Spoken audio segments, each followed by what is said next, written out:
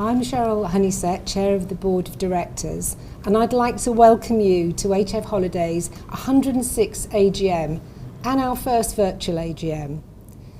When we reluctantly cancelled our AGM in March, none of us knew what the future would hold, and we made the decision to take the AGM entirely online to protect you, our members, our employees and our directors, our president and our vice presidents. We've also minimised the number of people physically involved here at our Elstree office. So David Harrington, our Chief Executive, and I will be hosting today's event with pre-recorded reports from various contributors' homes.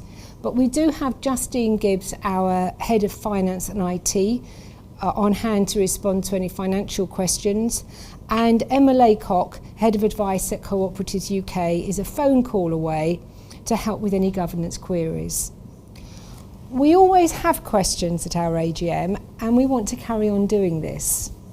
So the Q&A forum questions we received before the March AGM, we've published responses to those on our website. And for more recent questions, some of those responses have been built into our talks today. We have built in some time from questions from you today, which we'll answer if we have the information to hand, but all questions and answers will be published on our website shortly after the AGM. Now you can ask a question by using the Ask a Question box which has appeared on your screen. Please add your name because otherwise we won't know it. This is a first for all of us, and if you do experience any technical hiccups today, our provider StreamGo is available to provide support, and you can see the little help icon on the screen that you should press. But before we start our formal AGM, I know many of you have wanted to know how HF has been coping over the last 6 months due to the COVID virus.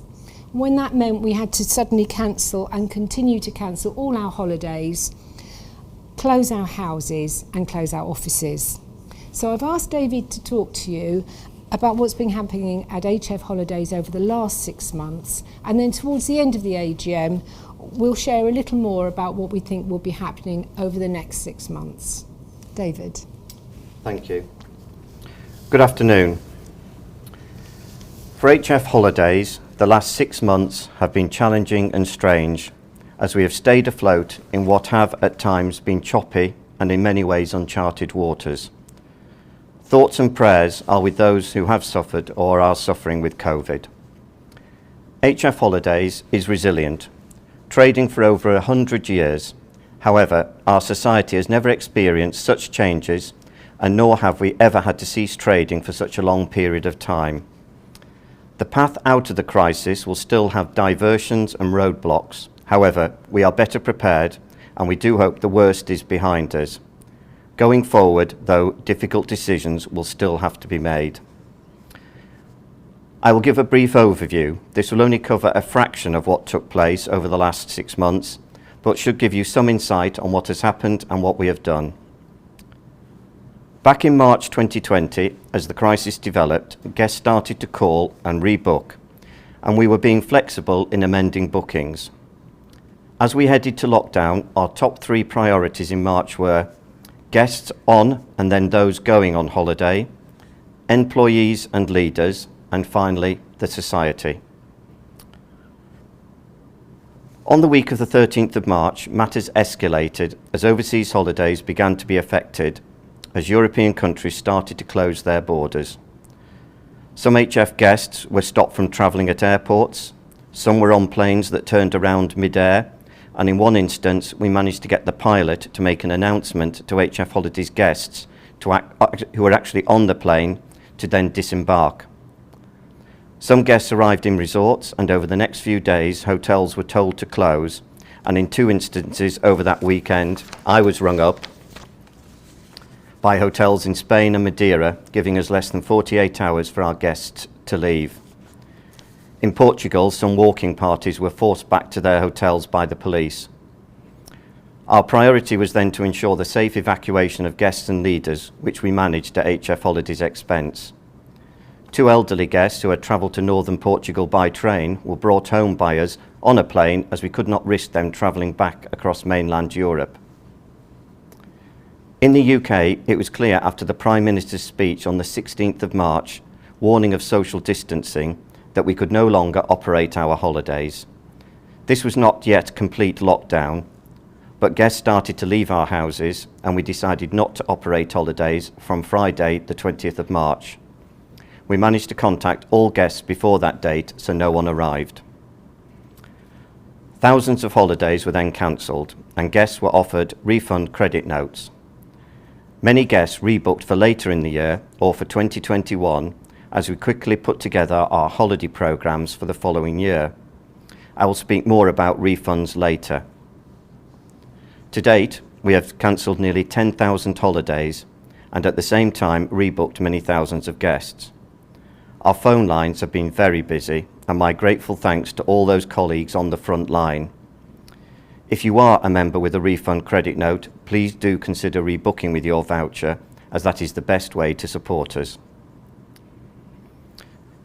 Our second priority was our people, including our teams in both offices, the houses and the leaders. Well before lockdown, we had started to consider remote working for our office teams. Our phone and IT systems were set up and we had moved to teams working in rotas in the offices.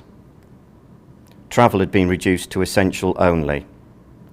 Once lockdown commenced, we knew our IT systems would operate for people working from home, but it was, and still continues to be, a massive change, and our teams have had to adapt to different practices.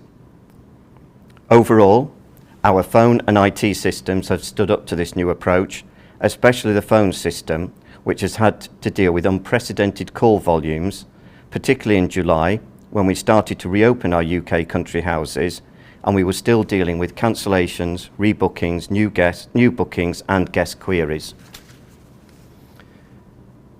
At the houses, once we started to close the holidays in March, the majority of the workforce were furloughed, apart from a duty person looking after the property.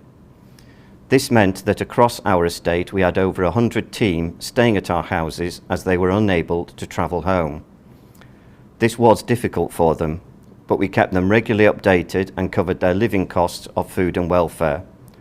We also knew that once we could reopen, we would have a team ready to go. At the outset of the crisis, our main concern for leaders was ensuring they got home safely from their appointments. Prior to this, we had cancelled some conferences to keep travel to a minimum. During lockdown, we enrolled all leaders onto a workplace social media platform so they could communicate with each other, and importantly, we could share updates with them, including regular briefings from myself. Their support during the crisis and then on reopening has been amazing. Once we knew our people were looked after, our priority was then the society and its survival, as we knew this would be a challenging period. It was clear, to quote the well-used phrase, cash would be king. In March, we did have some cash in the bank. However, as a society, we had been spending our working capital over the winter investing in our houses, which is what the membership had wanted. It must be remembered what an uncertain time it was at that time. This past winter, we had spent over £2 million on essential work at the houses. 12 bedrooms were refurbished at Peveril of the Peak in Dovedale, and then a major refurbishment of Chai Morva in St Ives, including a new conservatory, which opened and then had to close 4 days later. Conserving cash became key, particularly as we had no idea when we could reopen. We took advantage of any government schemes, such as grants for some houses and the furlough scheme. Up to 85% of the workforce at one time were furloughed.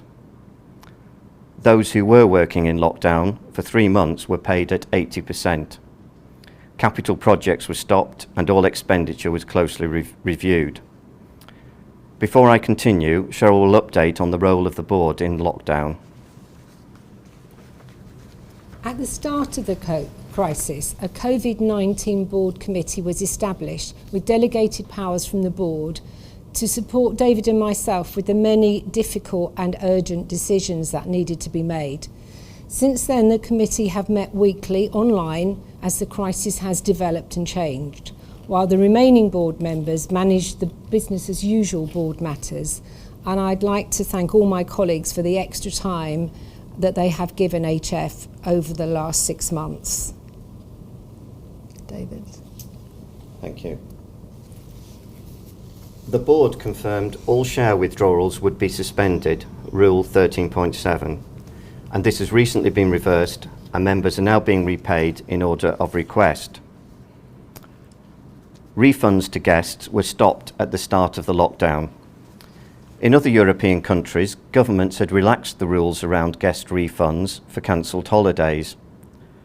As the UK government had followed other countries with the furlough scheme, there was a view in the industry that they would do the same with holiday refunds.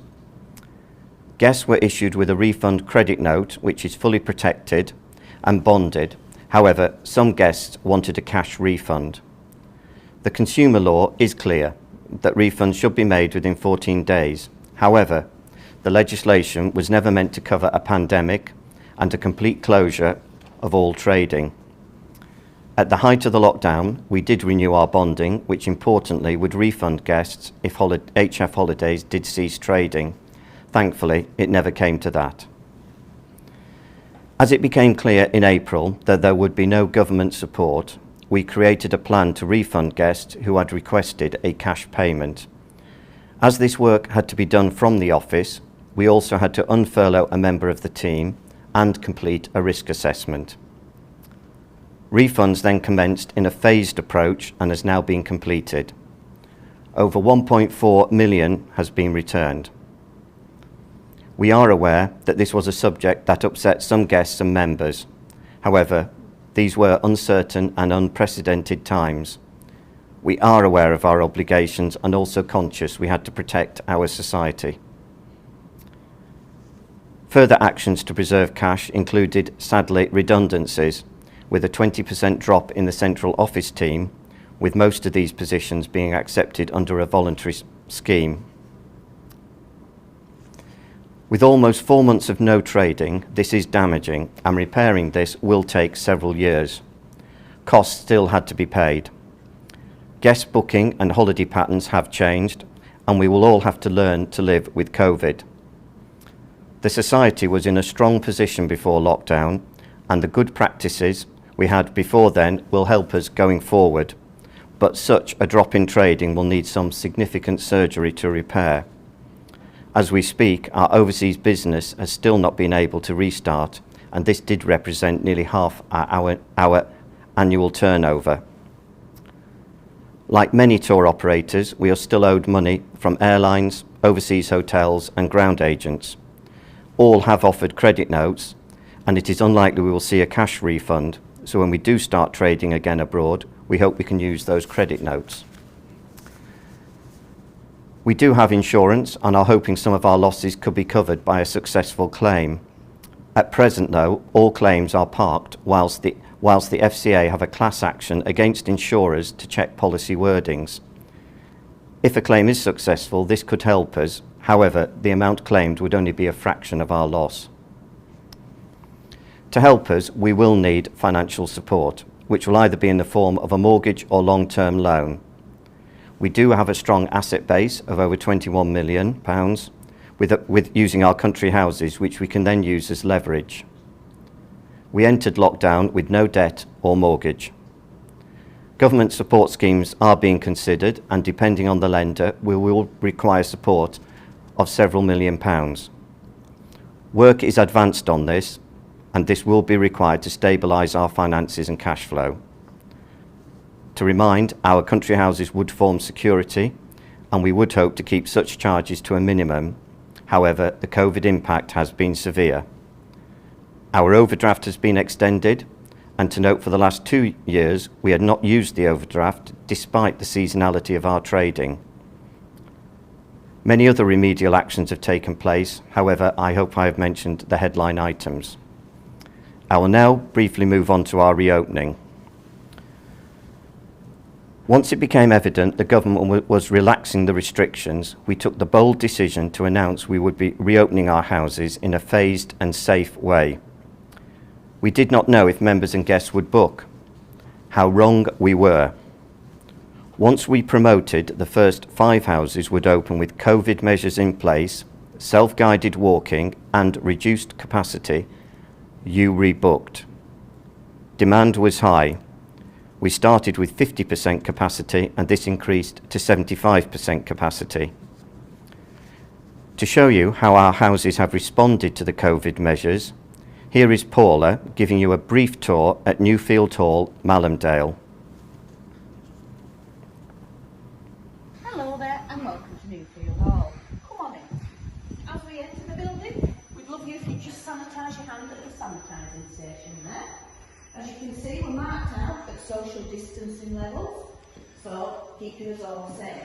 When we reach this point, we'd like you to stop and wait until you call through. There will be a sign here explaining it for our clients. Then when you call through, we'd like you to stop here and the staff will be safe behind this screen. As you can see, we've marked the hotel out as much as we can in a one-way system. So left up the stairs, right down the stairs. This is operating all the way through the hotel. One way through the bar and into the dining area. As you can see, safety pins on the floor so we know how close we can get to the next person. And here we go into the dining room.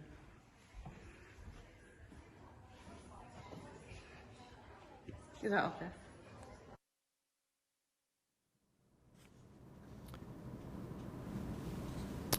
Over the following weeks, more houses opened, and from August, we were able to offer guided walking from nearly all our houses. The houses may look different with lots of S's, screens, sanitizer, social distancing and 2 dinner sittings. However, we have found members have welcomed the opportunity to go on holiday in the great outdoors. It may look a little different in our houses, but it is still an HF Holidays experience with a warm welcome. To date, there is still no coach transport, but we have found guests have welcomed walking from the houses.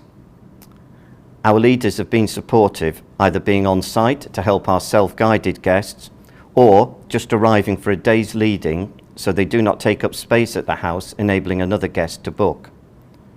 Our voluntary field advisors, who develop our walks, did a superb job in creating walking programs without transport at our houses in a very short space of time. All houses are now open except Dalsarai Hall in southern Snowdonia, where low advance sales and several large overseas group bookings cancelled, and it meant did not make commercial sense to reopen in the autumn. However, it will be available next year. Demand has been strong, and I repeat, if you have a credit note and wish to book, please do so. UK holiday seasons have been extended to meet this demand.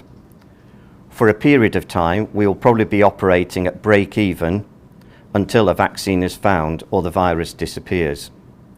We will review the 75% capacity as we will learn more. However, the main pinch point is the dining room. Some holidays cannot operate yet, especially many special interest holidays and those requiring transport. We will continue to risk assess these, and we will reintroduce when we feel it is right and safe. It has been disappointing and frustrating to have to cancel so many holidays, especially those overseas. Considerable planning goes into these trips, and we know members look forward to them. Since March, no overseas trips have operated, and just as we thought we could operate a holiday, there is either a lockdown or sudden government quarantine. We continue to remain optimistic. We will be operating holidays again in the near future, and be assured we will only do so when safe and secure.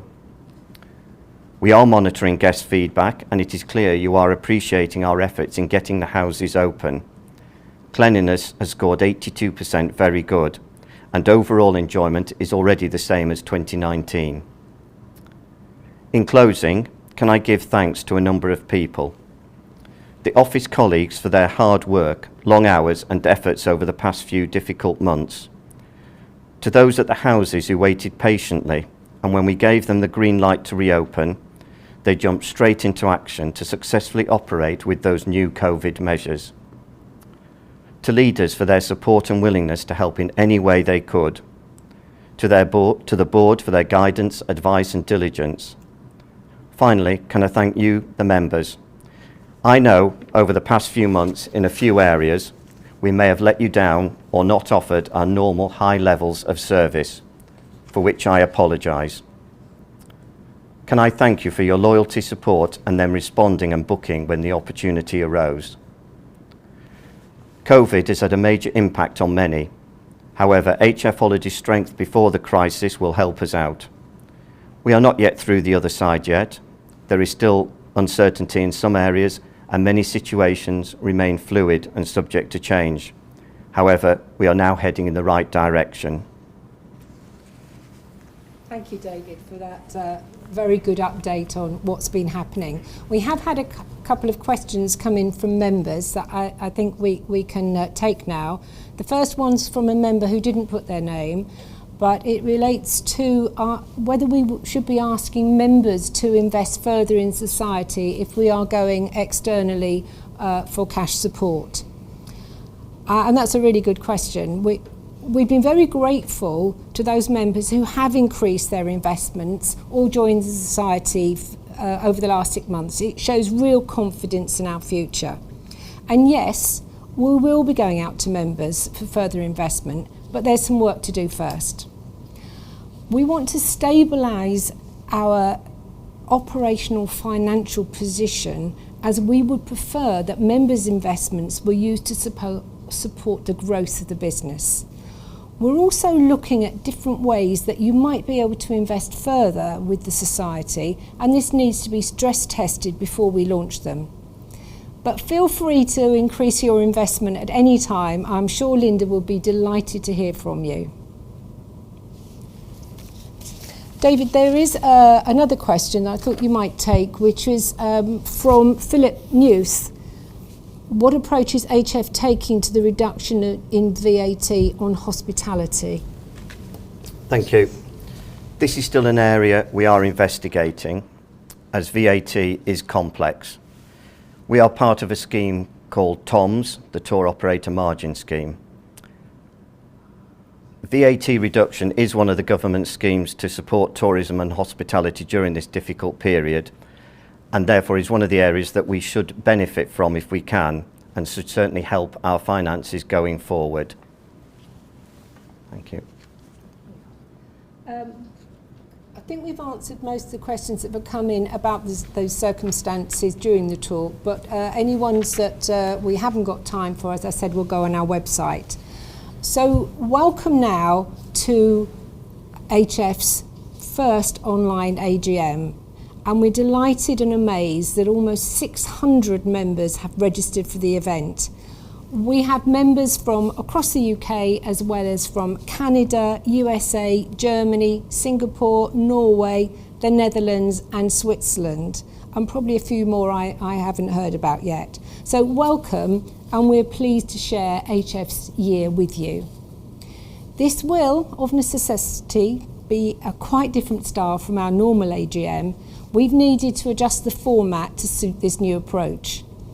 Earlier this year, the government announced new legislation relating to all general meetings to help organisations plan and adapt to COVID-19 restrictions. And this legislation applies to cooperative societies such as HF and temporarily overrides rules relating to the mode and style of meetings. While this meeting might have a different look and feel to our normal AGM, it allows us to update you about our society as well as carry out necessary business. Our AGM papers are all available on our website, and we hope you've already accessed them. And just to remind you, read questions and technical support for people who might have just joined us. Do carry on asking your questions. If we don't have time during the AGM, everything will be put in writing on our website. And if you need technical help, there's a little icon there for you to press. One key difference is that all the voting will take place at the end of the meeting. We do have independent scrutineers here, and we will be able to give you the results before the end of the meeting. We have, as you've seen, minimised our physical presence here, but we do have a great support team helping us. Apart from Justine, who I already mentioned, we have Michelle Laverick, our Head of Sales and Marketing and Membership, who's acting as our Head Scrutineer today, Sarah Davis, our Executive Assistant, who we'd like to thank for masterminding today's event, and with IT support from Robert Box and Robert Massaro. And also the team from StreamGo. We have pre-recordings from Steve Swift, Vice Chair of HF Holidays, Strategy Chair, Ben Reid, Director and Audit and Risk Committee Chair, and Emma Laycock, Head of Advice at Cooperatives UK.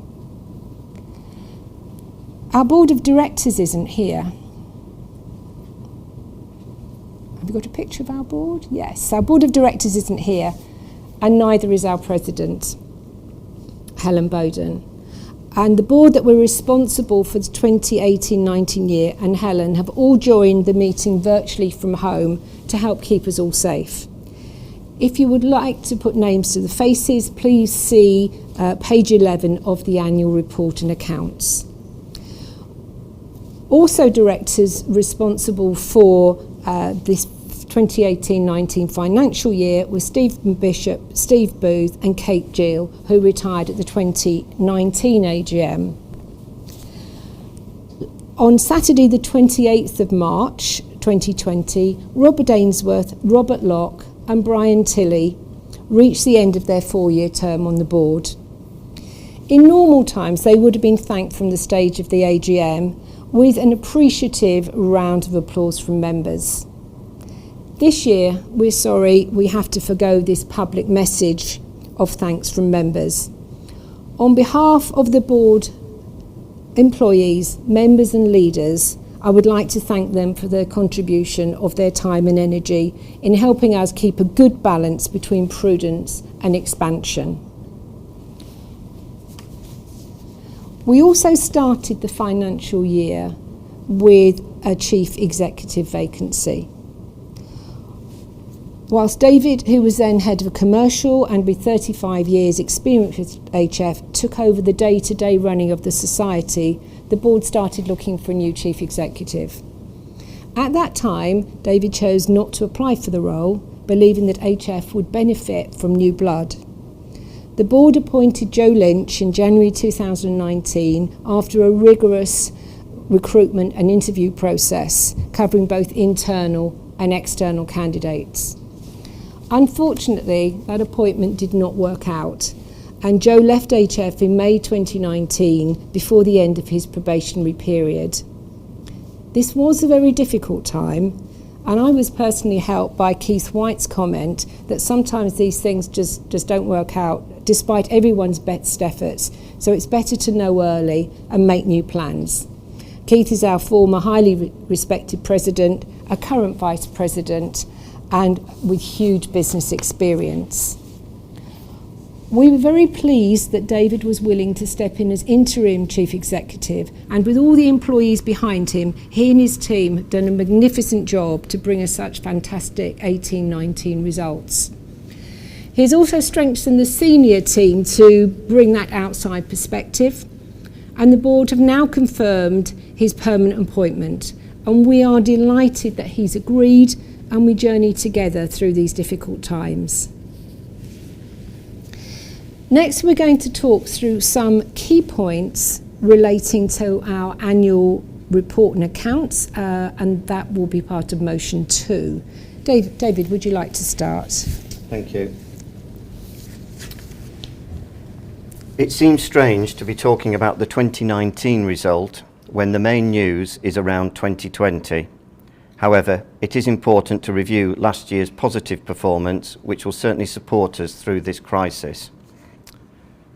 2019 was the best result in 22 years and probably the second best in the Society's history, with an operating surplus of £775,000 compared to £452,000 in 2018.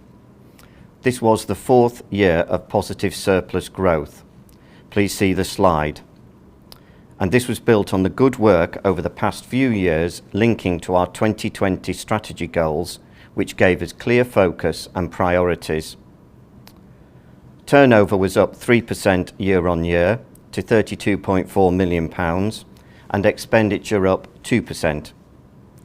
Behind the figures was considerable hard work and efficiency, reflecting those positive actions from previous years. There was sales growth in the UK, improvements in cost control, and abroad an increase in margin. Abroad sales, though, dropped slightly, mainly due to Brexit. In the UK, turnover increased. There was sales growth in guided and self-guided walking. Guests paid more for their holiday experience, and guest satisfaction improved. House costs moved in line with our budgets. Looking forward, we do still see opportunity for further improvements in our house cost base. Our surplus has been reduced by the payment of corporation tax for the first time. Cheryl will mention this in more detail. Our house on Arran was eventually sold in the year, and some land around the house at Derwent Bank, and this reflects the surplus on disposals of £357,000. Bequests, and this includes some donations, total £39,000, and we are grateful for those members who left some of their estate to the Society. Details are on page 21 of the accounts. Finally, fair value movements on our foreign exchange positions show a debit of £267,000. Overall, retained surplus was £452,000 compared to £443,000 in 2018. Within the figures are two important highlights I wish to mention. Our final mortgages were paid off in the year, and again this will help the Society as we stabilise our finances during the pandemic, as we did enter lockdown debt-free. During the year, the Society did not dip into our overdraft, particularly during the winter months, which demonstrates our sound financial management.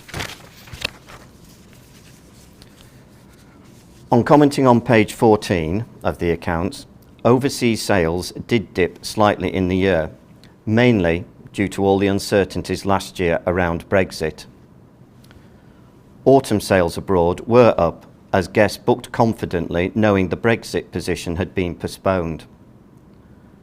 During the year, there had been a focus on improving margin for our overseas holidays. Contracts had been reviewed, and sales and marketing activity was focusing on those holidays to maximise what we call trip fill. Despite the overall drop in sales, the margin improved by 0.6% and generated a higher contribution than in 2018. Worldwide bookings were down, and this was a trend from previous years. Profitability, however, improved for those tours that did operate. In the UK, house costs with a 1% increase in guest weeks were maintained. It is worth noting capacity in the year was also affected due to refurbishment work at the Newfield Hall and the building work at Derwent Bank near Keswick. This meant sales were capped at both houses for several months. Food and laundry were close to budget. However, payroll continues to increase above inflation, noting the necessary increases in the minimum and living wage. An additional £90,000 was spent on house maintenance across the estate. Operating the holidays was broadly in line with budget. It is reassuring that guest satisfaction also improved, with value for money in the very good category up 4% year on year.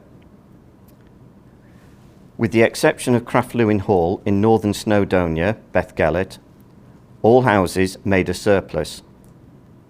Longmynd House in Church Stretton and Peveril of the Peak in Dovedale were our most profitable. I will speak later about Craftlewin Hall. Central overheads were in line with expectations.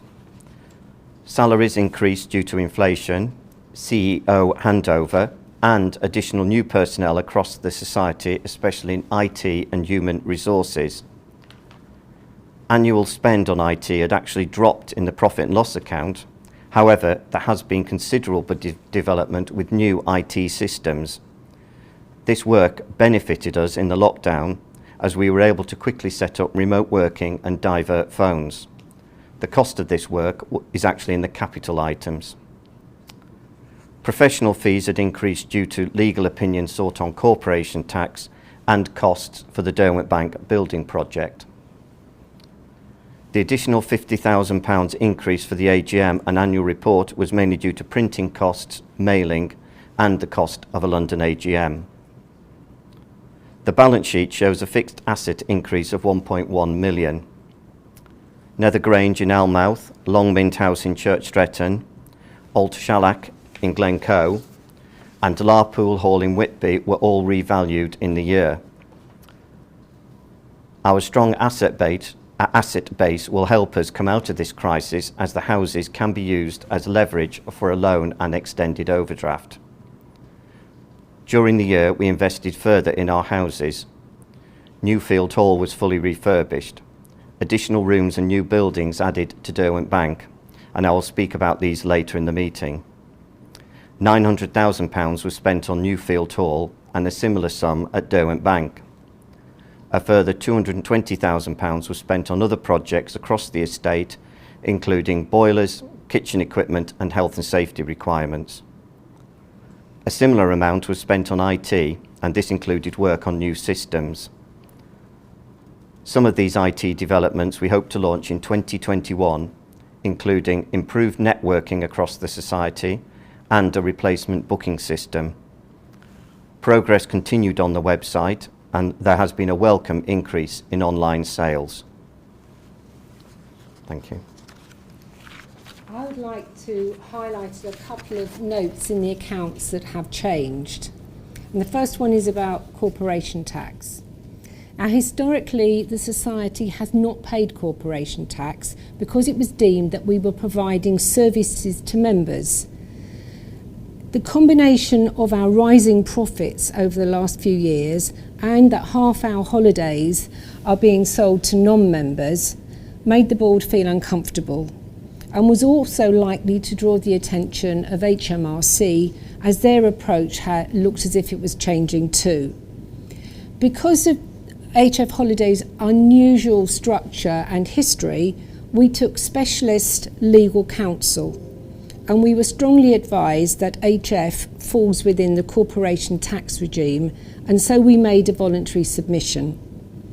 HMRC agreed to only go back 5 years, and that is why Note 11 of the accounts shows a figure not only for 2018-19, but also previous years. We did receive other recommendations from our legal counsel, which we've incorporated into our proposed new rules. Another new item in the report for the first time is a more detailed breakdown of staff salaries in Note 21, which includes Chief Executive pay for the first time.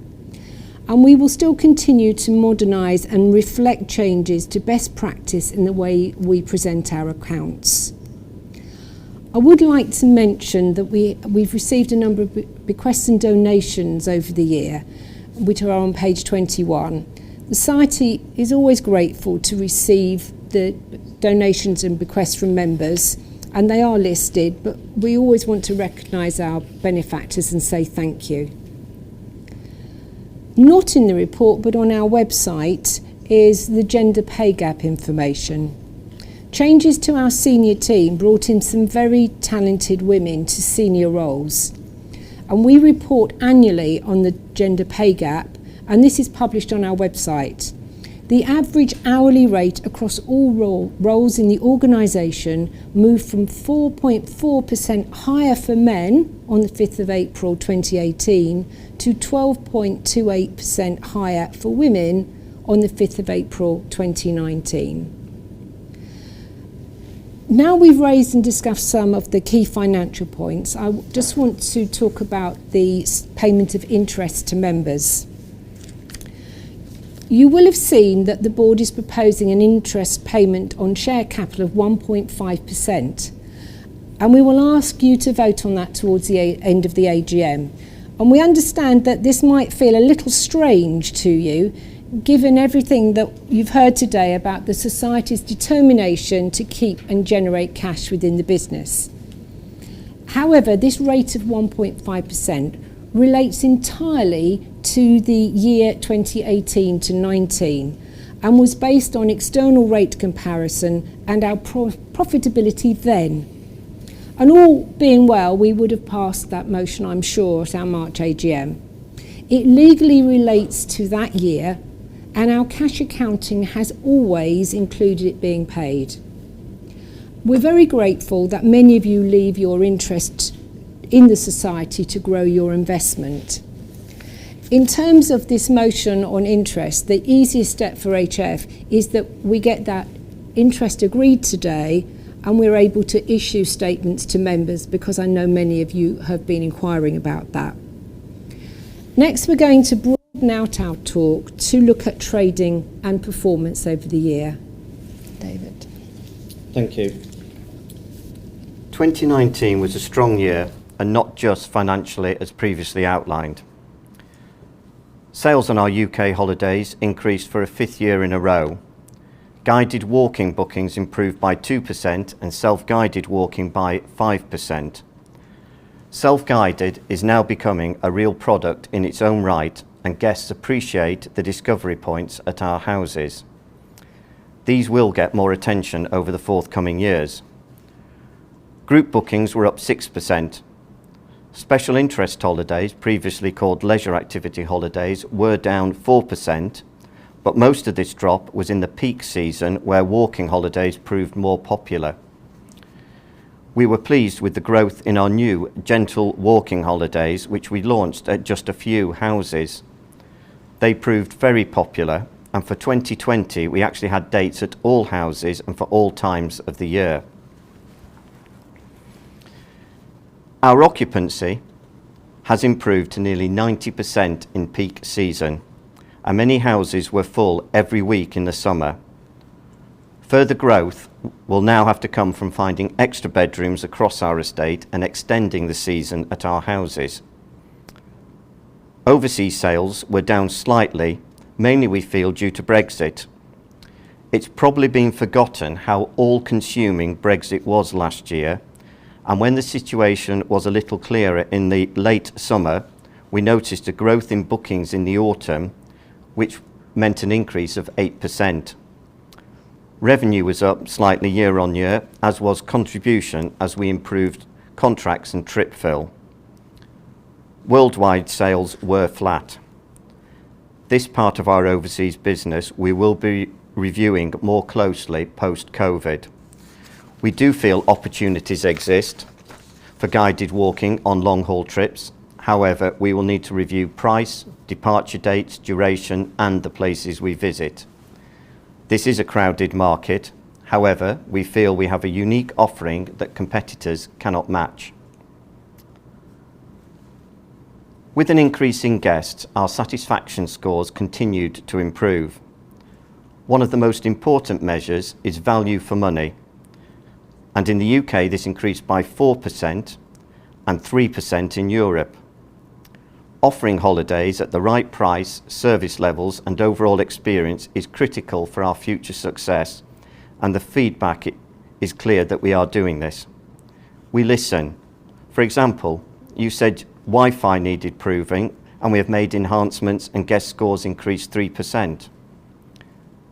We are also proud that in the year we won several prestigious awards, including Which Recommended Escorted Tour Provider, Silver Travel Advisor Best Activity Operator, Staycation Family Friendly Venue of the Year, Best Company from the Association of Women Travel Executives, and we were awarded the FIFO Gold Trusted Award.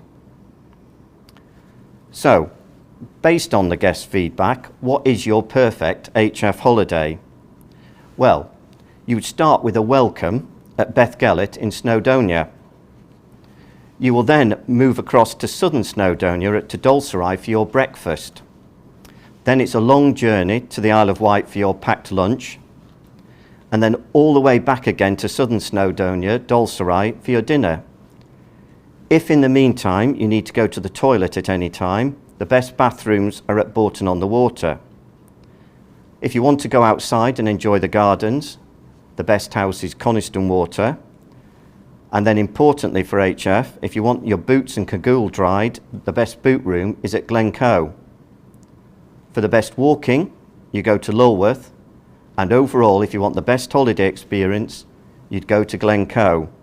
And I would just add that Glencoe is still open if any members wish to book for the rest of this year. Overseas, our number one place for meals was Montelupo, and the overall best holiday experience was Evia in Greece. Our people are very much at the heart of our society. Across houses and offices, we usually have 430 employees, and we use our values in how we work together. Developing this culture is key, and we have many initiatives, including a monthly Extra Mile Award, recognising special and exceptional performance. Last year's overall winner was Martin Smith, pictured here bottom left, who worked late one night to fill a vacancy when a leader fell ill, so the guests had a replacement for their final day's walking at Abingworth. We were concerned about recruitment in a Brexit world, especially at our houses. However, it seems our measures and recruitment policies worked. We kept our teams updated on what we knew was happening with Brexit, and we will continue to do so going forward. Recruiting sous chefs seems to have been an issue, which we are now fully aware of. To help us, we also recruited a new position of food and beverage manager late in 2019. This role will also focus on costs, waste, quality, nutrition and consistency amongst other tasks. Looking ahead, we also continued investment in replacing some of our older IT systems and to link systems together better. Work has commenced on a new reservation system which will improve colleagues' workloads and data sharing. The online booking journey will also be improved. We hope to roll out some of these improvements in 2021. Our voluntary leaders are key at the front line, and we currently have over 800 on our panel. We surveyed all leaders, and their feedback has helped us to review certain aspects of the benefits of leading. Recruiting new leaders is vital, especially finding leaders who support our values and ethos. Many conferences took place during the year for different groups of leaders, including our field advisors. Training and support remain essential, and we will continue to do this post-COVID. Thank you. Membership continues to strengthen. At the end of the financial year, we had 41,513 members, and that was an increase of 1,383 over the year. Membership value was at £11.3 million, an increase of £1.25 million.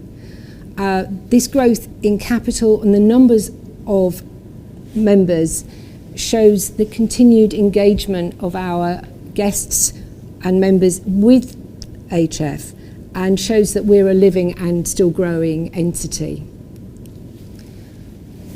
Have you got any questions you want to ask or not? So there's a couple of questions come in. Some of these we'll answer later on, but there's one that's come in. The accounts show £15,000 of the Pathways Fund being given to the Yorkshire Dales Millennium Trust for the use in planting trees.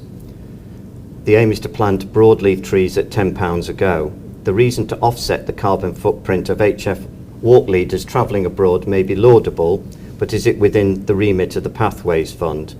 In promoting the Pathways Funds, its use has been stated to offer supportive holidays and maintain pathways. That was from a member, Stephen Booth.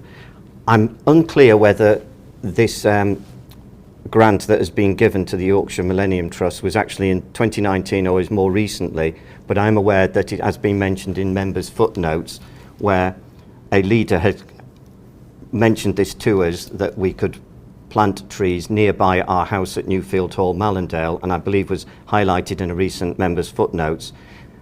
The grant was passed through the board, through the services committee, and met their approval. It would be fair to say there has been some communication regarding this amongst leaders, and it's something we will take away and review whether it does meet the spirit of the Pathways Fund. It was felt that it did meet the scheme's requirements, particularly as it is close to one of our houses and noting the desire to increase sustainability. However, we will certainly go away and review that for future grants. I would just add that it was mentioned that our annual expenditure on flights for leaders abroad is equivalent to about £15,000, and that was the language that I think was used. In no way was it seen that the business should be using the Pathways Fund to offset our carbon footprint. However, we will take that all away and review and improve that. I would just add at the same time that we're always welcome to ideas and suggestions to use the Pathways funds further, and in the accounts it does mention on page 10 what grants and donations how they've been used during the year. At the moment, I think there are a couple of applications that we are still working through despite COVID. Shall I do this? Yes, we can. One more further question that's come in. The 2018-19 financial results were the third year in succession that financial results and surplus had improved. Well done. If, when trading conditions return to normal, will the board recommit to the 5% surplus target and to use such surpluses to increase cash at bank to improve further future resilience? And that was from member Peter Forrest. I will speak briefly. Cheryl may want to add with a board perspective. We are delighted with the financial results. Obviously this year and probably next year will have impact post-COVID, and certainly the 5% surplus target is one that we try and work to, particularly with regards to the UK houses. So I think that will remain. I think it is important now in a post-COVID world that we do look at our cash and reserves and how we manage that going forward, and certainly that has been part of the many conversations that we've been having with the board. And now we're moving to a more stable position within this society. We will be looking very closely at our financial strategy, and I know that is something that the board wished to do as well, and so this will all form part of that wider conversation. Yes, I think all I want to add was, in terms of this recent crisis, we started the year with 1 million cash in the bank. But the COVID crisis was such a huge immediate shock that I'm not sure that, as you've seen, particularly travel and hospitality business, that none of them were possibly able to have enough financial reserves to cope immediately with the cease of business and the outflow of cash from the business. Slightly later on, we're going to start talking about our next strategy, and part of that is very much to formalise HF's financial strategy moving forward, albeit that might be a little different from what we envisaged when we first started discussing the strategy during 2019. But thank you, Peter, for that. I'd like now to highlight 3 key areas of work that HF Board and Management delivered during 2018 to 19. These relate to the estate, our strategy and governance. First, I'm going to ask David to share some of the changes in our estate and the exciting work undertaken at Derwent Bank, which I know many of you have visited since and have left great feedback about. Thank you. Our estate represents the majority of our balance sheet assets of over 21 million.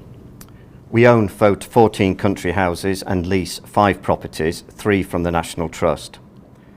A few years ago, we started a clear strategic process of refurbishing a house in its entirety.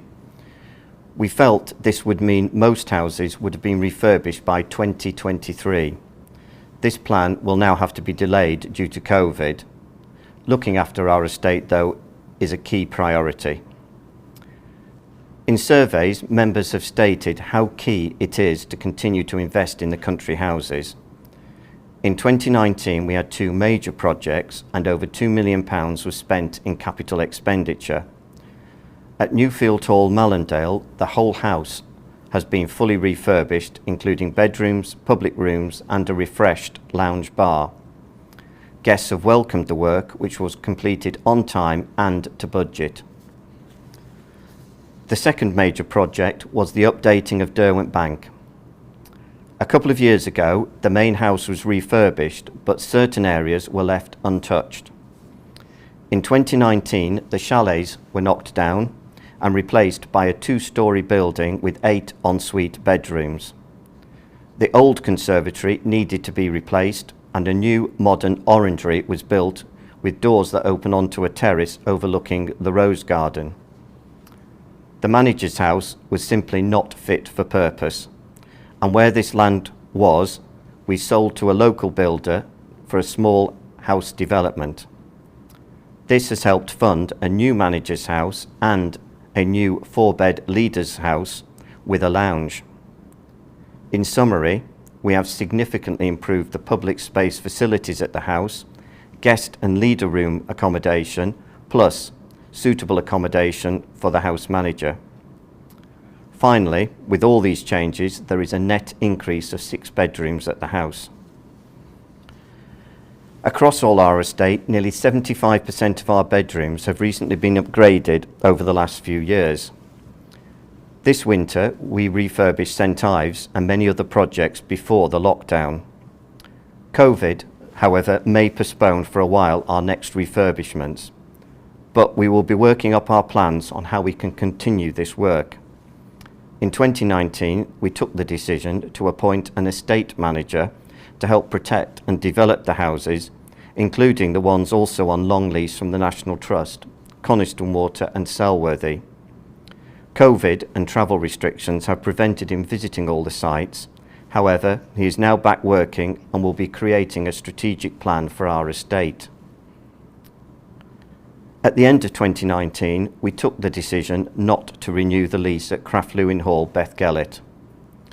It is a small house which affects its commercial and operational opportunities, and sadly it has been unable to make a positive contribution despite its fantastic location and setting.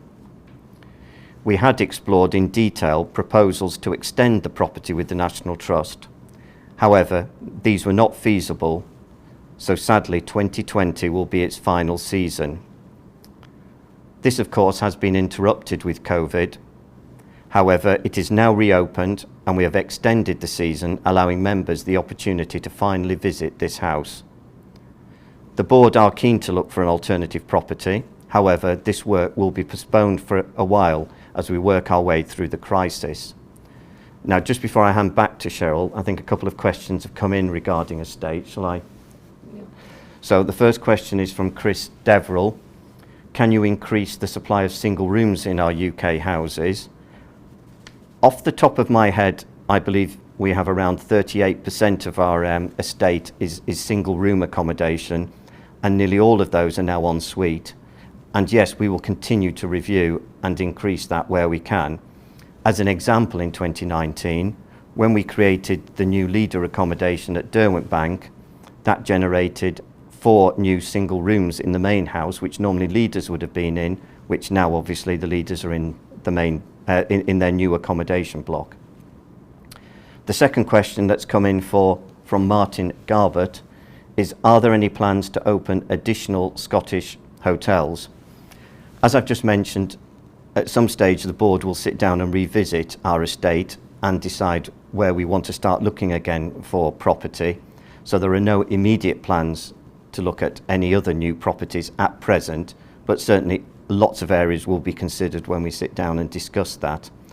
I would just add, under Scotland, and I'll be coming to it in a short while, we have increased the number of trails holidays in Scotland for those people who do enjoy travelling north of the border, and I'll mention those very briefly in a few minutes' time.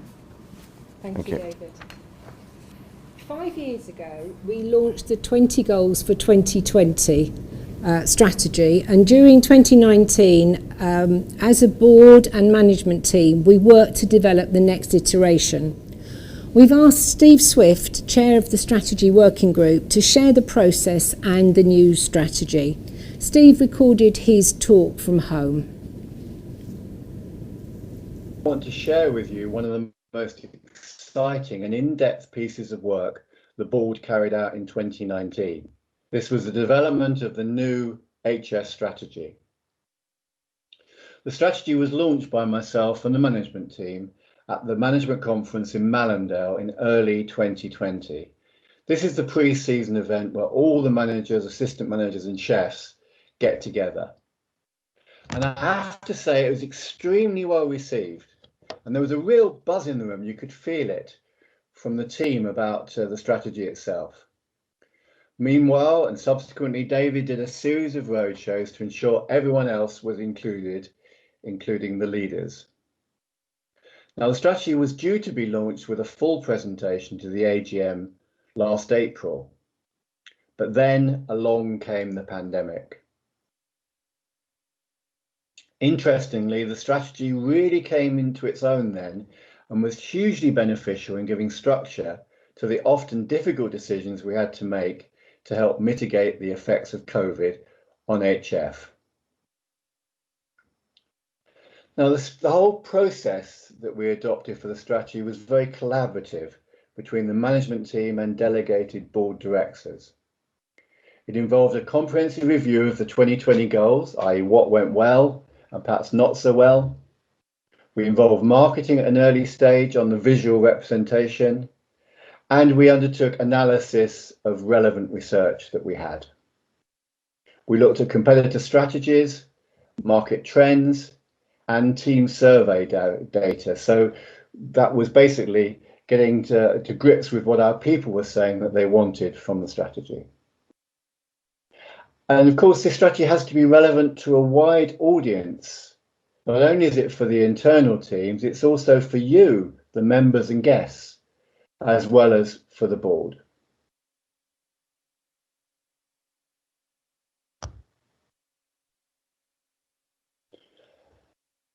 Now, what did the new strategy set out to achieve? Well, we have to be mindful of what the previous strategy in 2020 achieved, which was a lot really. It really worked well.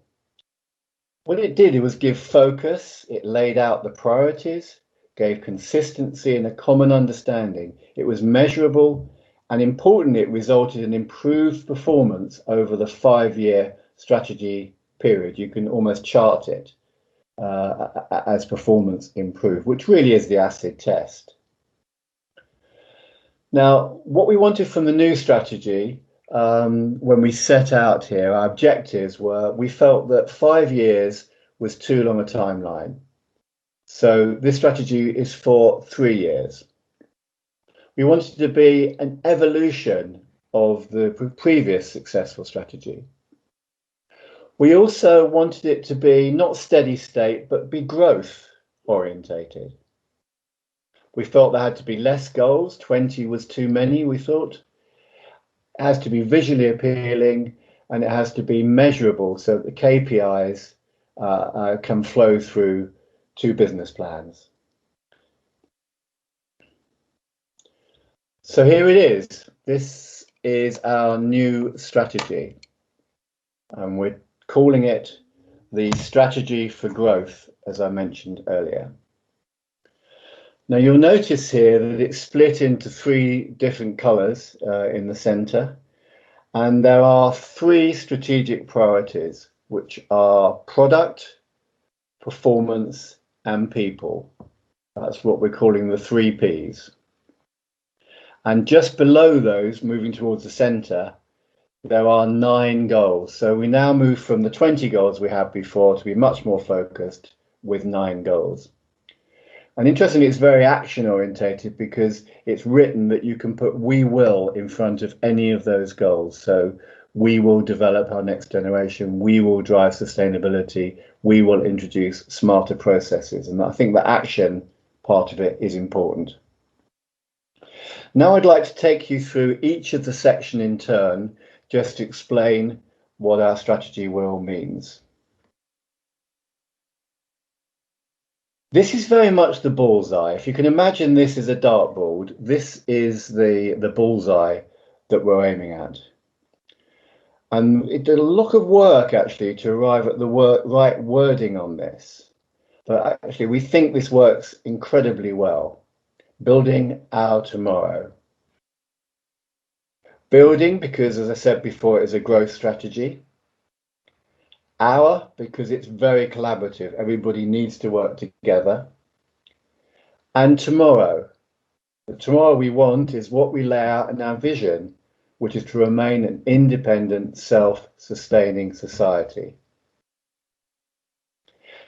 And on the next level out from building our tomorrow, you'll see we've also put a ring there about guests being at our heart. Guest-centric, customer-centric is also extremely important to us. I'd now like to take you through each of the strategic priorities, starting with product, which we've highlighted there on the slide, just to the left. Now, this has three goals. The first one is enhance the holiday experience. And this means ever improving product range, listening to customers' needs, of course, exemplary customer service across everything that we do, and also ensuring that we have a consistent customer journey. And that means at any touch point where the customer joins us, even if it's a new customer who for the first time has picked up a brochure, going all the way through booking and so on through the holiday to leaving us, that it's a consistently good process that they're experiencing. Second one is to drive abroad growth, and we thought this was so important it deserved its own goal. Now, for the last few years, we've had very strong performance in the UK, but abroad had not been quite as strong. And in order to improve that, we need to establish and be very clear on our target audience, potential target audience. We need to develop a rich overseas product to go with that and to appeal to that market. And we need strong marketing and pricing strategy to go with that. And the third area, this is critical, developing our next generation, bringing in younger guests. And to achieve that, we need to understand what this new audience may want versus our traditional guests. And we also seamlessly need to blend that. So it's important that we know that. We want, therefore, clearly targeted product range that appeals to both of those sectors. And once again, a compelling and effective marketing strategy. Now, with some of our younger guests, digital, frankly, is going to be even more important. A lot of booking now is done by mobile phones, as we know. The next sector is performance. Now here, the first goal is smarter processes. And that is effectively about being more efficient at what we do, controlling our cost base. And that means integrated, seamless, and wherever possible, paperless. Our systems and what the departments are doing should be talking to each other on a very regular basis, but a lot of that could now be done digitally rather than through paper. We need to develop an efficient business culture, and we need to develop our digital capability. We're calling it a digital transformation for the reasons I've just said. And frankly, digital is the way that the travel market is going more and more. Now, we've invested a lot of money in this already, and we will continue to invest in this area. The next one is improved profitability. What we mean by that is a sustainable return that enables investment back into the business, the development of a robust financial strategy, and to undertake product commercial appraisals. That means as we launch new products, there need to be pre and post appraisals on everything that we do. And the last goal here is to protect and grow our assets. Now, our main assets here that we're focusing on are our brand. Our brand is very important. We have a very strong brand. Maybe we could, we would want to grow awareness of that brand, because it's very strong for those people who know us, but not enough people know about us.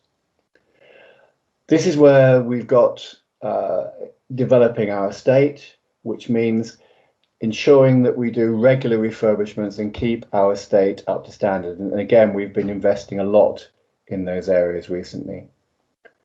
And lastly, one of our most important assets, our membership. You, our members.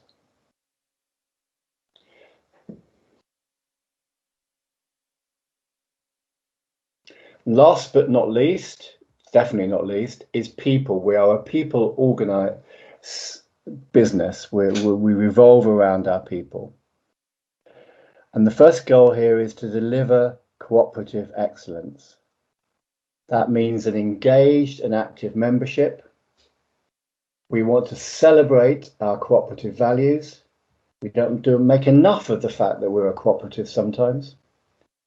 And we need effective governance, and ever more effective governance. And that's one of the reasons why we intend to bring certain rule changes forward to an SGM in the future. We need to provide an inspiring place to work, and that means empowered and engaged teams and leaders. As well as that, making the most of our strong values to be a values-led culture. And then drive sustainability. And we know the members tell us that sustainability is very important too. And this is where we'll be concentrating on our environmental impact, our part that we play in the community, and then it will lead to a social responsibility strategy that will be developed to drive that forward still further. Now, what are the enablers that are going to allow us to do this? And some of these enablers are also goals as well, but I won't read them out. They're on the page there, but these are the main enablers that we believe will give us success in the implementation of the strategy.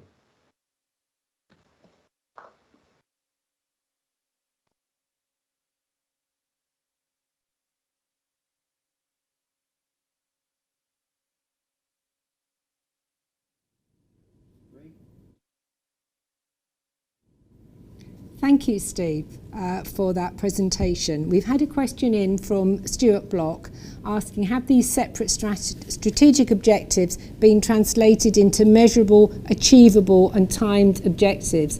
And the answer is absolutely yes. And that level of detail was launched to all our staff at the staff conferences at the beginning of this year. However, what we want to do has been massively impacted by the previous 6 months and what we see happening in the next 6 months and longer. So the board is currently, with David and his team, reviewing which ones we can push forward on and which ones will have to retreat into the background a little more, and to review all those measurable, achievable and timed issues. And we're going to provide more detail on how the new strategy is being implemented at our next AGM. But we just wanted to bring you up to date and show that the work has been done. In governance, 2018-19 saw a lot of work on governance. Firstly, we've been keen to provide opportunities for members to meet their elected directors and the senior staff in a more informal way than at an AGM. Your directors and senior team have given a lot of extra time to join guests and members on investment members celebration weekends, representing HF, telling you how we're doing and responding to your questions and queries. These have been extremely popular, as well as being competitively priced, and the board has agreed to continue to volunteer this extra time as long as members find it valuable. On electronic communication, we've been striving to balance members' views about sending out less paper and the cost benefits of saving on that with the requirements of the Data Protection Act. We need you to actively opt in if we're going to meet our goals. So we've had campaigns to do that, and we will continue to ask you to opt in where possible. But our biggest project is the modernising and streamlining of our rules, which we were going to bring to the March AGM. We enlisted the support of Cooperative UK's Head of Advice as well as external counsel to make sure we were making the right changes in the right way. You know now that we have taken that motion off the agenda to give us more time to help members understand the changes. We will need your support to change our rules, so while we have you all here, I've asked Emma Laycock, Head of Advice from Cooperatives UK, to share with you the key points from our rules update. Emma acted as our Society Secretary during the year, and she's also speaking from home.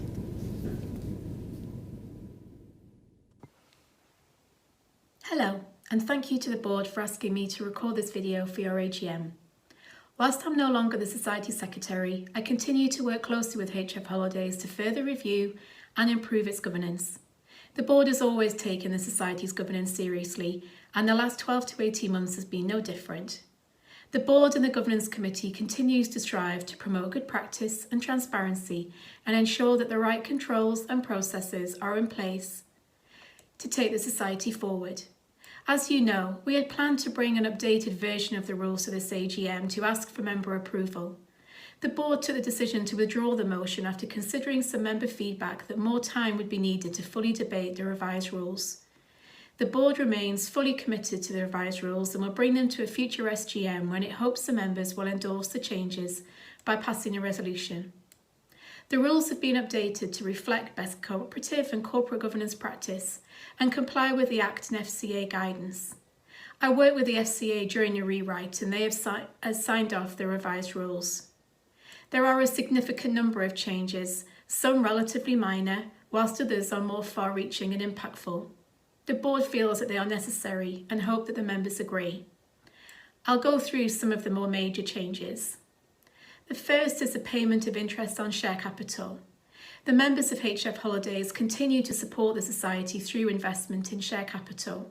The members currently vote on a recommendation from the board with regards to the level of interest payable from operating surplus. The FCA has changed its requirements on this and now requires interest to be declared in advance of the period that it will be paid. Interest will not be a distribution of surplus, but must instead be a cost of capital determined by the board. We understand that some members may not be comfortable with this change, but it is a requirement from the FCA and has been made by many other co-ops recently to ensure ongoing registration with the FCA.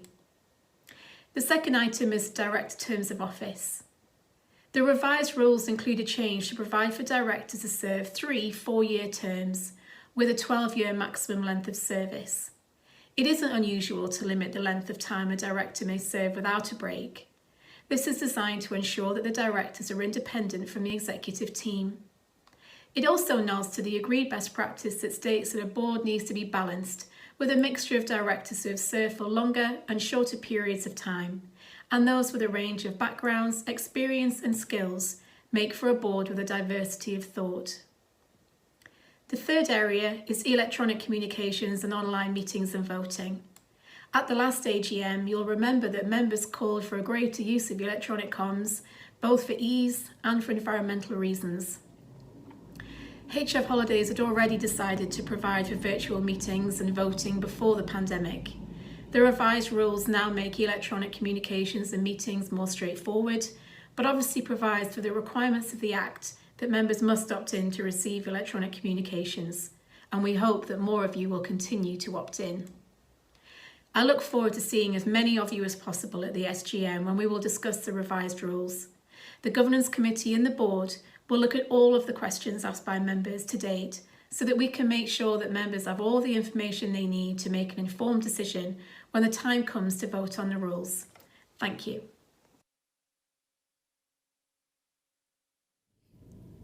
We'll soon be in a position to give you a date for a special general meeting on the new rules. Can I please ask you to attend if you possibly can, to give the Society the support it needs to run legally and effectively.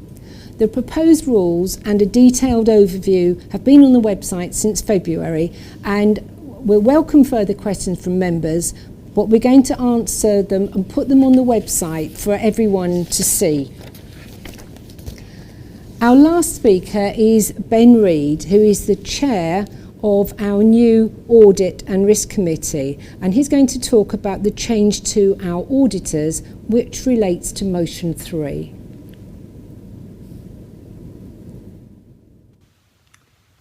During last year, as part of the process of improving internal control within HF Holidays, it was agreed to establish an Audit and Risk Committee, and I was asked to chair that committee. One of the first tasks the committee undertook was to review the position of our external auditors. What we wanted to do was to make sure that we had the strength in our professional support we needed for the next part of the development of HF Holidays. This involved reviewing the marketplace with the help of Co-ops UK to see what sort of options were out there. We were particularly interested in firms that had a deep knowledge of the travel industry, equally understood the cooperative movement, and we did want to find a firm that was relatively local to HF so that they could provide support for management when appropriate. So we went through quite a detailed process, slimmed it down to 3 potential firms, held a series of interviews, and from that the panel was unanimous that we should appoint White Hart Associates to that position. That recommendation went from the Audit Committee to the Board, and the Board endorsed the recommendation and intended to put it to the AGM in March. Of course, we all now know that we weren't able to hold that AGM, but as it happened, our previous auditor's term of office was finishing in March, and therefore we were in a position where one firm's term of office was finishing, and we didn't have an AGM in order to appoint formally the replacement. So what we've had to do is for the Board is to use its emergency powers to appoint White Hart Associates to ensure that HF still had auditors in post. As it happens, that has turned out to be a really outstanding decision, given what we've been through in the last few months as a result of COVID and all the stresses and strains that have been put on the finances of the society. And White Hart Associates have worked with us tirelessly to support us through that, including helping us to raise the capital necessary to continue in business. The attributes that we were particularly looking for of their experience in travel has been incredibly beneficial when we've had to approach banks in order to raise the extra capital. So we are really very pleased that the Board took that step in March, and what we'd like to do now is to ask for the membership to ratify that decision. The Board used its powers to get us through that period, the interregnum period, when we didn't hold the AGM, but that decision does now need to be ratified by the membership.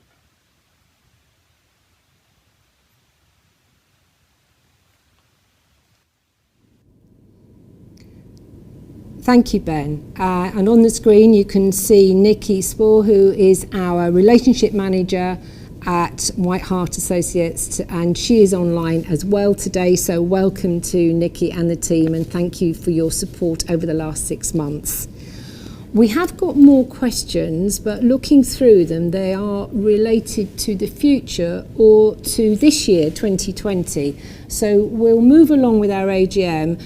When David is speaking at the end about the next 6 months and where we see HF going, we'll see how much time we've got to go to those questions, but we will answer them on the website, if not here today. We do still have some regular business for an AGM still to cover. A little later on, I will be asking you to vote on motion 1 to confirm that the meeting accepts the minutes of the last AGM as factual. They were sent to members in February 2020 and have also been on our website ever since.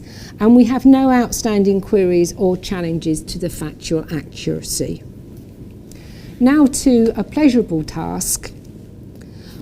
Usually we support our president to continue for another year by a claim in the room.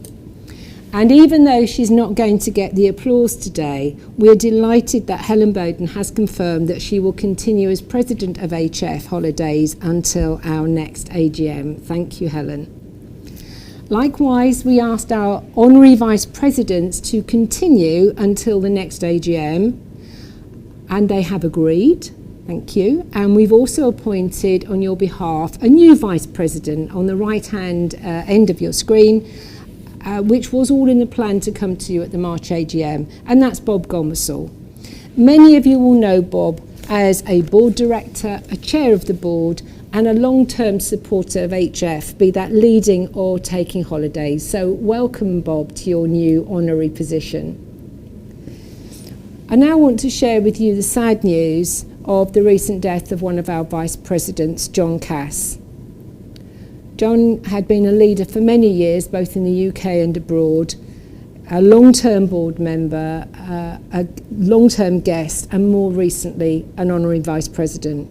He was a regular attender of the AGM and was proud to be associated with the society, and our thoughts are with his family at this time. What many of you may not know is that John was a D-Day veteran.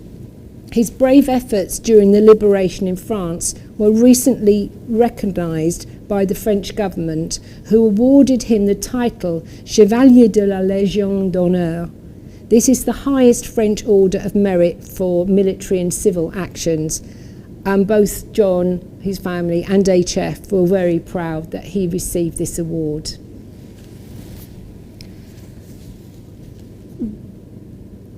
Now is the time to announce the new candidates who were elected to the board of directors. We had 12 candidates apply for the 3 vacant places on the board of directors, and the normal ballot of members was undertaken, and I can confirm that 3,882 members voted in the election. And the results are on our website. If you look there, you can see that the result between 3rd and 4th place votes was close, with just a difference of 7 votes. Now that small difference automatically triggered a recount of votes by the results analyst from our appointed external election company. That meant that all raw figures were double checked. We were provided with a report of voting once the results analyst had completed all the checks and was happy that the final figures were accurate. We commiserate with that candidate and hope they will apply again. So now I'd like to announce that Linda Hayden, Steve Bishop and Mark Kaufman are your new volunteer board directors. However, they didn't join the board at the beginning of April as they would have done normally. We just hit the COVID crisis with everything closing down around us and the future very uncertain, and it just felt morally wrong to bring in 3 new people when we had no time to induct them and expect them to take legal responsibility for the society. We are in unprecedented times and we decided we needed to take a different approach. We sought advice from Co-op UK and then agreed that the 3 newly elected directors would start their term on the board after this AGM. What we have been able to do is to give them a really good induction spread over the last month as directors and senior team have been freed up to support them. We look forward to them joining us for their first board meeting in about 2 weeks' time. We're now ready to go to the vote. And that's going to be in the same order as your published agenda. The Board of Directors proposes the following 4 motions to the membership and recommends their acceptance. We're going to take each vote separately and ask you to either vote for or against or abstain. And each of those will now, the instructions for those are going to come up on your screen.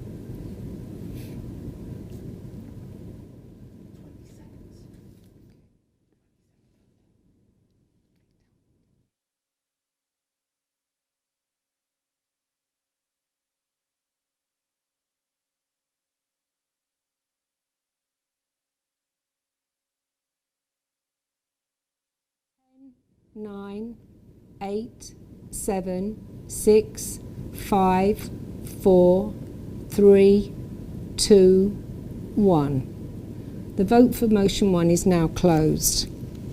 Now I'd like to move on to motion 2, which is the annual report, accounts and auditors report for 2019.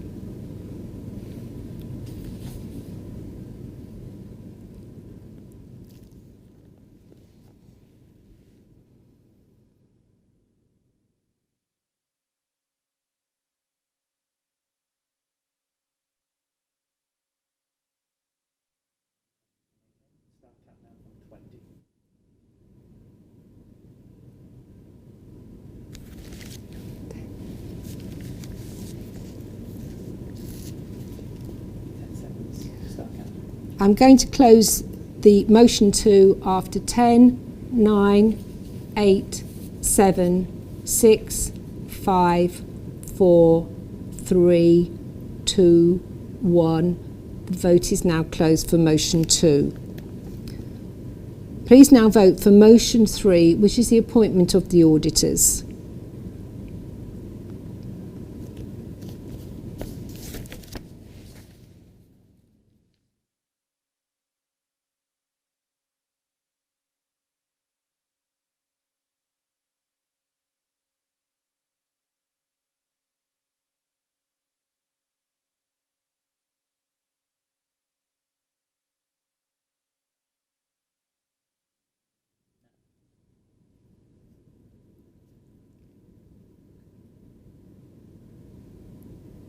Start countdown now. I'm going to close the vote for motion 3 after 10, 9, 8, 7, 6, 5, 4, 3, 2, 1. The vote for motion 3 is now closed. We'll now move on to our last motion, motion 4, which is about the payment of interest on share capital.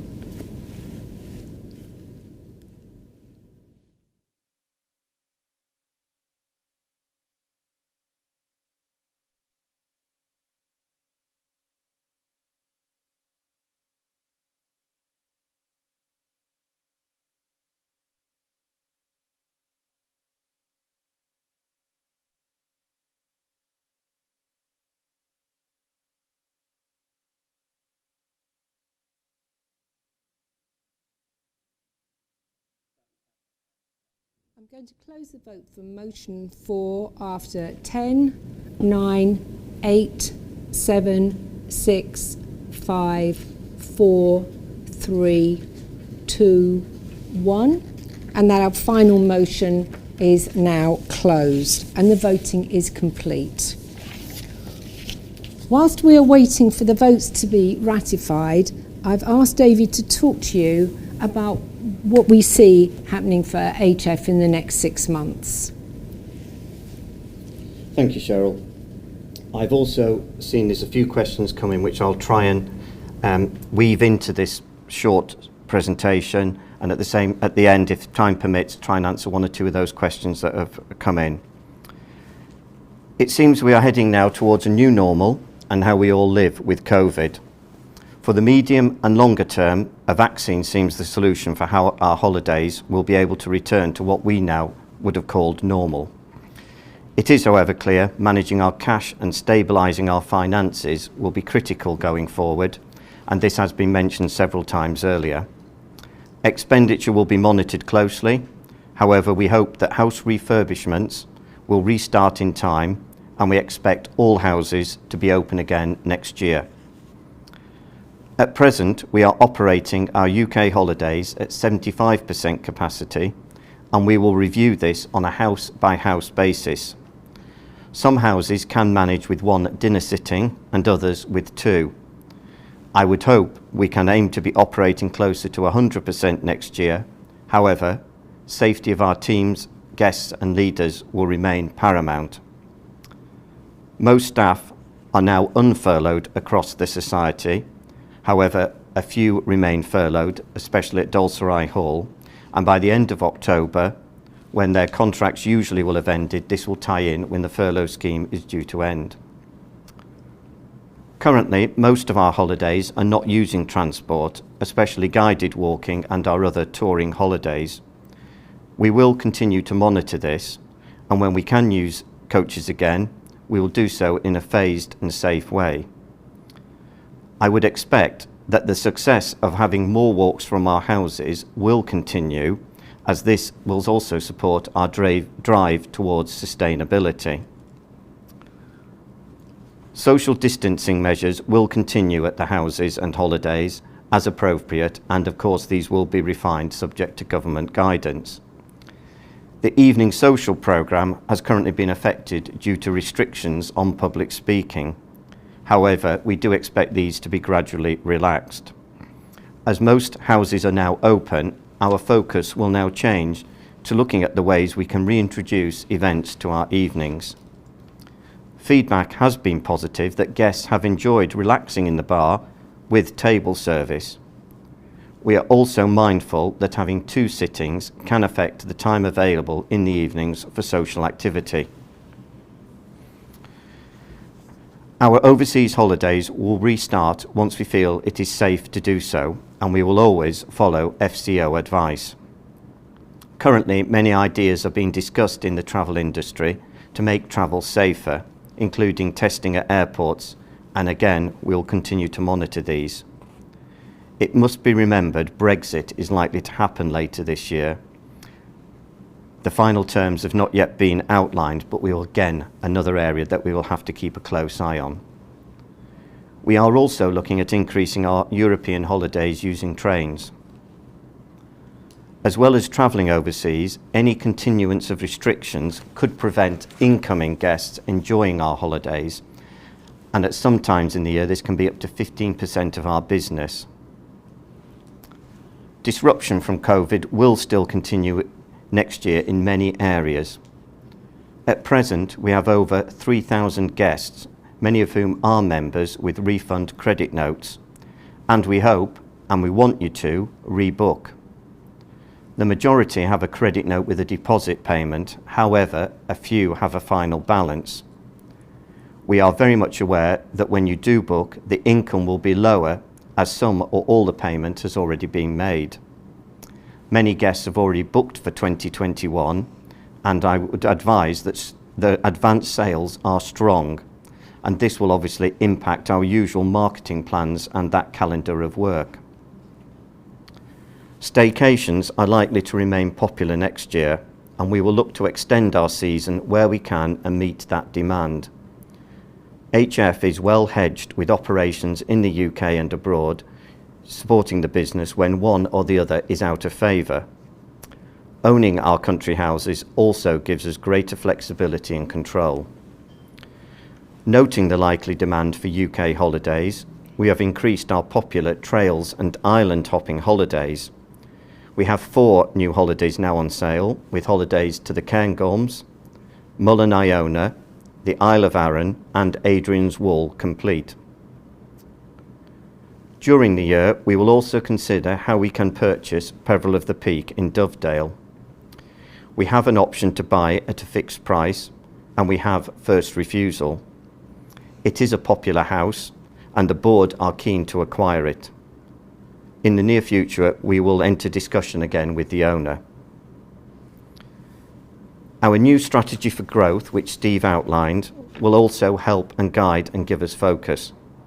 The last 5-year strategy, the 2020 goals, really helped us, and we are confident this new one will also deliver and enable us to move forward over the next few years despite the COVID backdrop.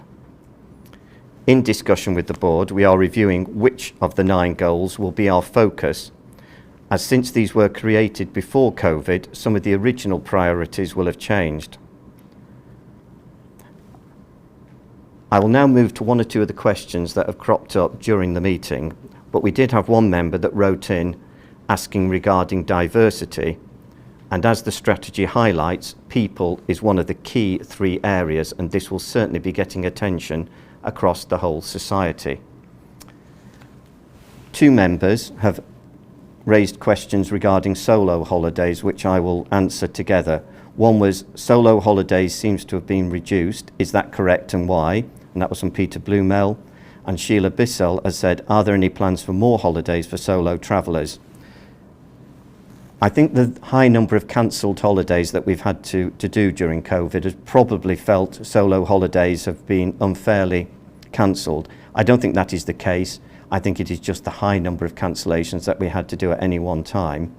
We did actually add more solos holidays when we reopened at some of the houses, and Church Stretton comes to mind in mid-August.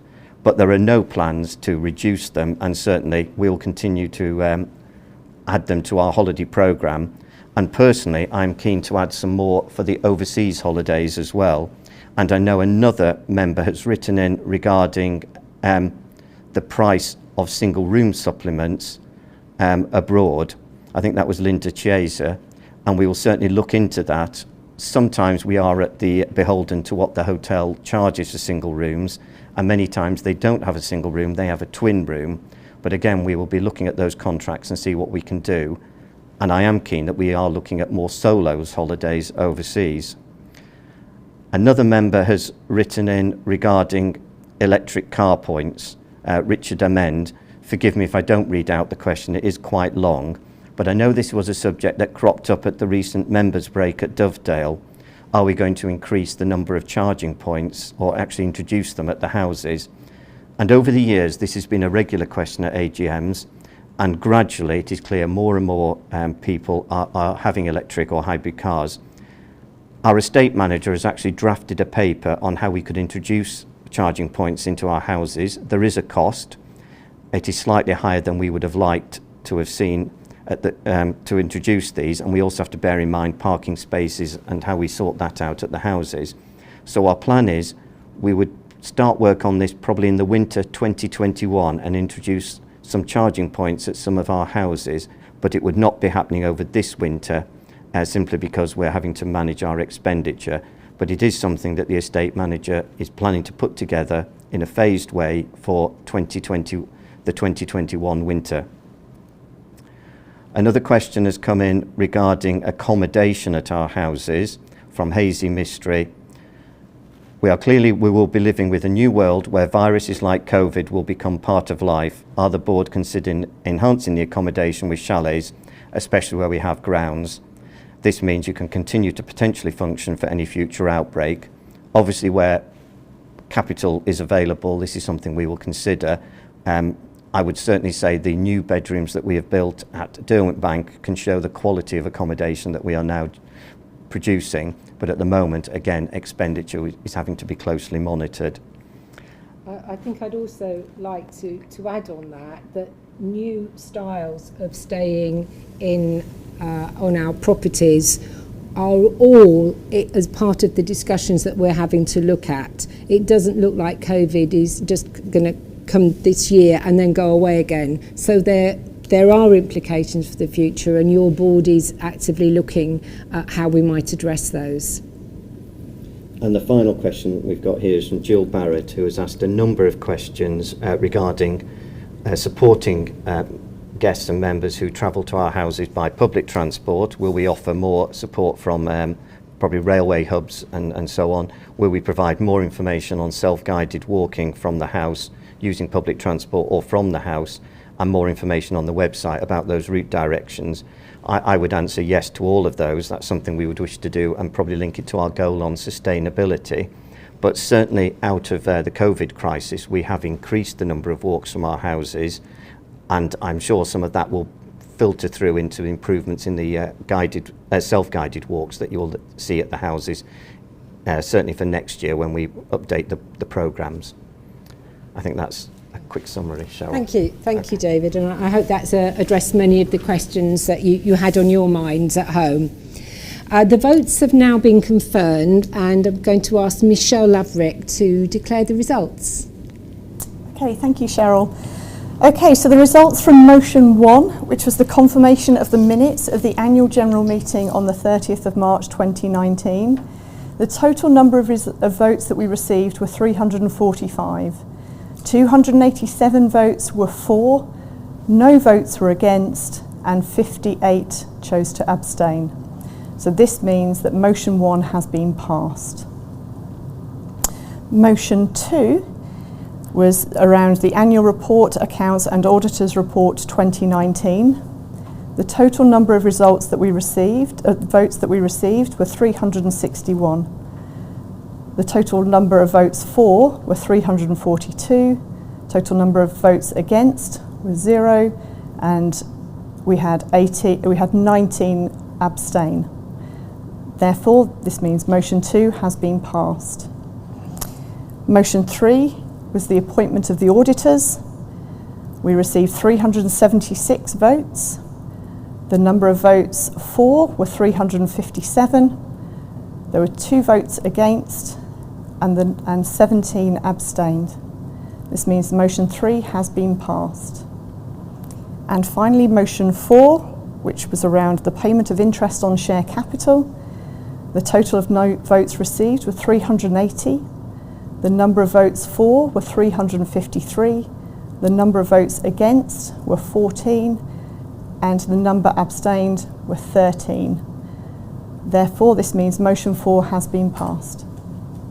Thank you very much, Michelle.